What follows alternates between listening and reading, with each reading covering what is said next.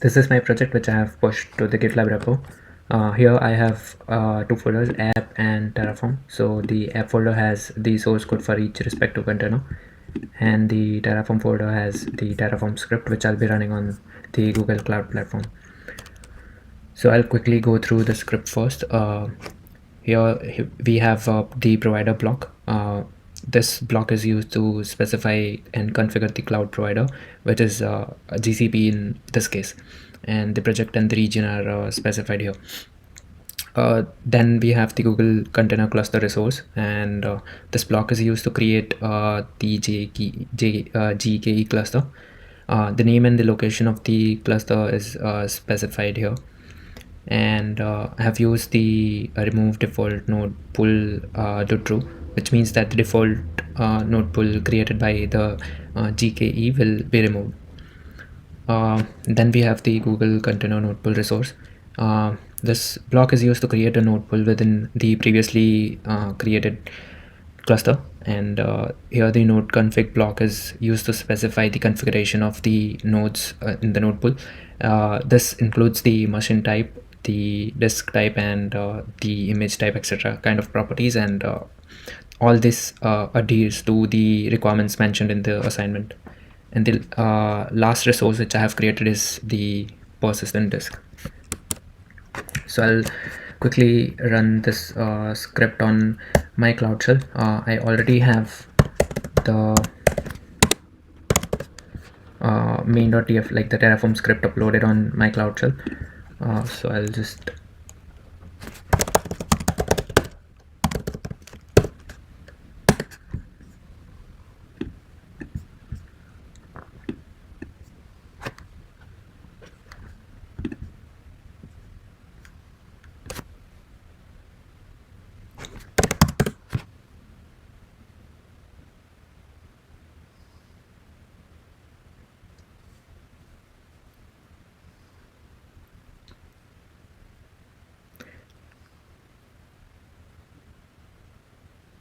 So now I have applied my Terraform script on the Google Cloud Shell.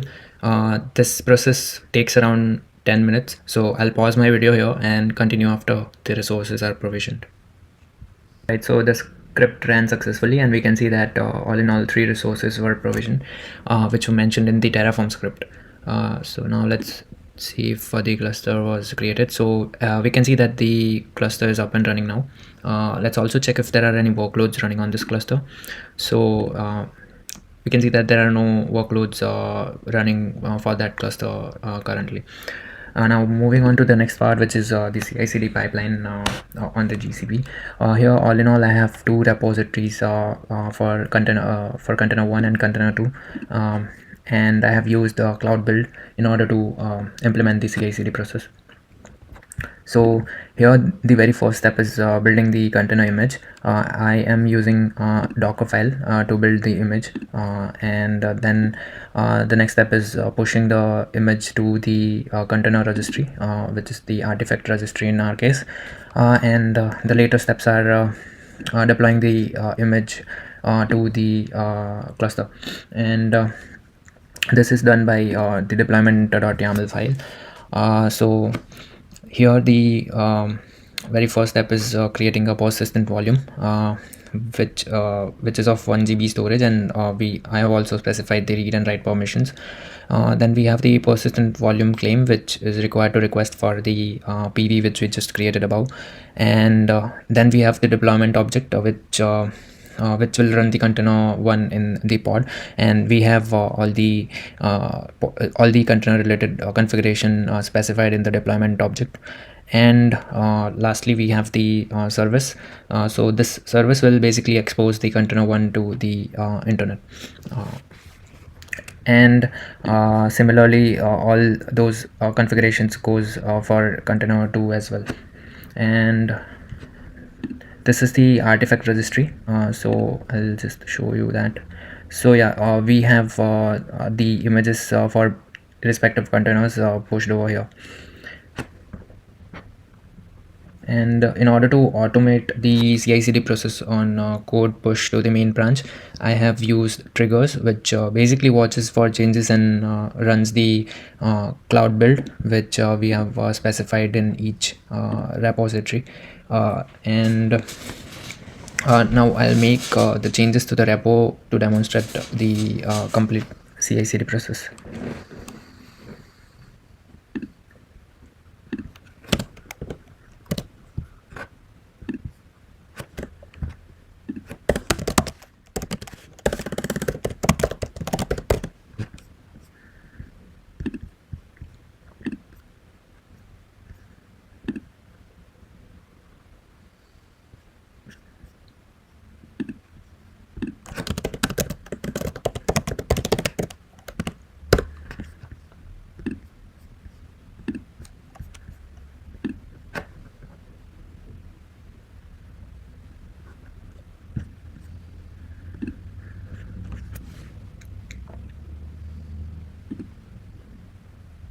So as we can see that the changes were detected, and as soon as the changes were made to the respective repositories, the triggers ran, and the deployment started for each container.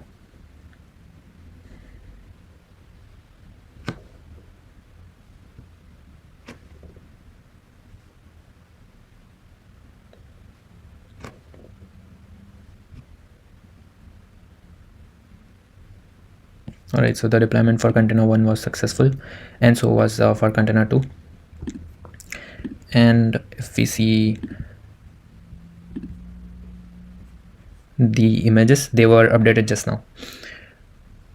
Now moving on to the third step, which is running of the workloads in the cluster. So initially there were no clusters created, but if we see now, the deployment of each container was done onto the cluster, and the cluster for container 1 and container 2 started. So the pods are getting created for both the containers. So after a successful build and deployment process, which took around 4 to 5 minutes, we can see that 2 workloads are up and running in our cluster, and each workload is serving the pods, and each pod is running our respective containers.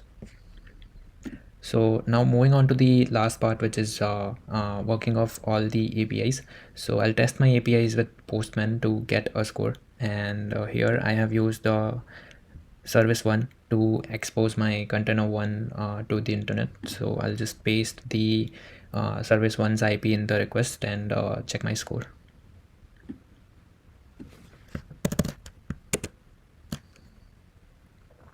I have exposed my service to port 6000.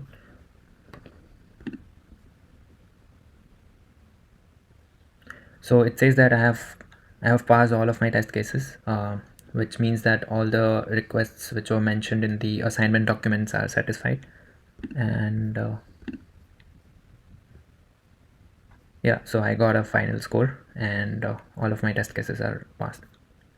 The last and very important step is to destroy all the resources which we have created. We can use Terraform destroy command in order to destroy all the resources which we created using the Terraform script. And we can see that we created 3 resources using the Terraform script, and those resources are destroyed now. So in this part of the video, I want to show how the file is getting stored in the persistent volume. So I have both of my workloads up and running now, and the respective pods are also running.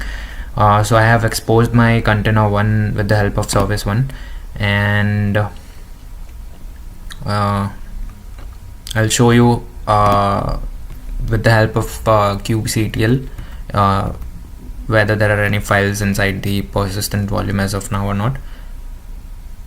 So we have 2 pods up and running now, and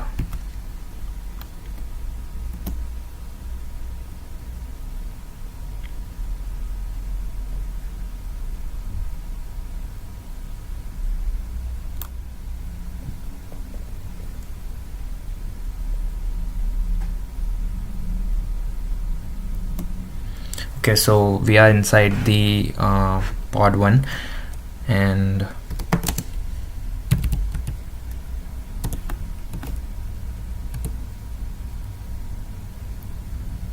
so this is the directory which is attached to this pod, and this is a shared directory which is shared between both the pods. So I'm inside that directory right now, and as we can see, there are no files which are stored inside this directory right now. And let's verify that for the pod 2 as well.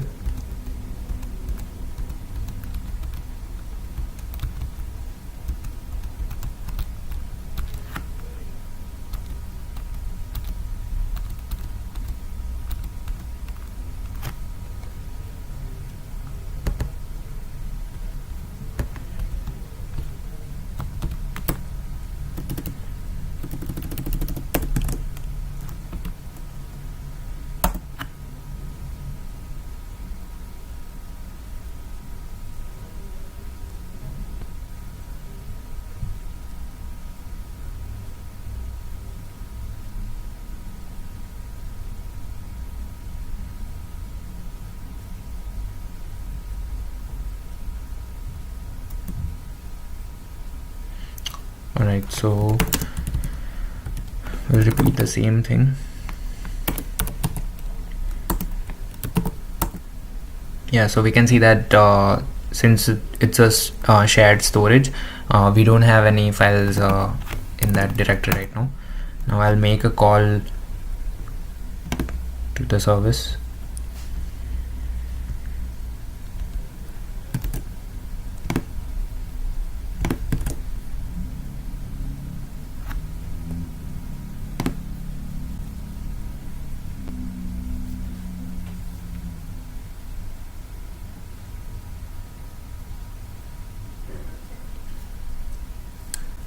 Alright, so all of my test cases are passed now, and I got a score as well.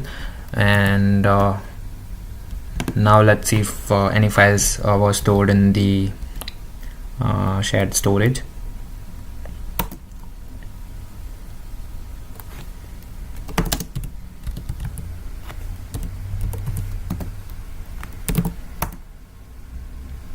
Yeah, so 2 files were stored in the shared directory, and let's verify if this is the case with the second pod as well.